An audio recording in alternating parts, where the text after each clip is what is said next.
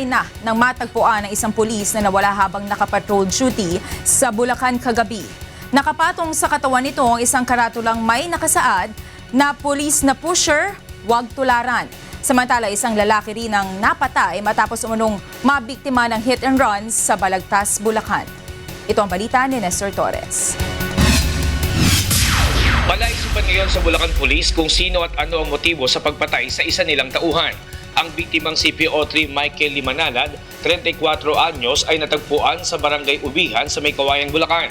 Ilang oras matapos siyang mawala habang nagsasagawa ng patrol duty kagabi sa Malolos. Natagpuan si Manalad na nakasandal sa isang poste.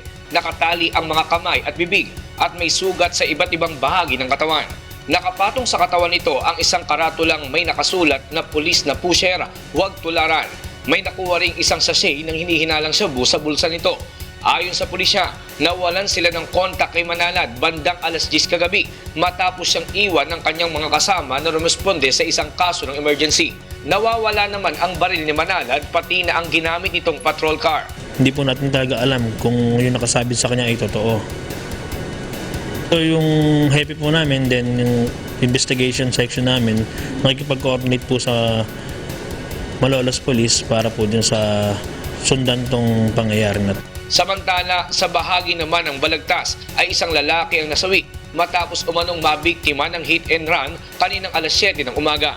Nasagasaan at nakaladkad pa umano ang biktima ng dalawang nagkakarerang tricycle sa MacArthur Highway sa Barangay San Juan. Ayon dun sa mga saksi, meron dalawang tricycle na nagkakarera tapos nakita nila na nagulungan tong tao.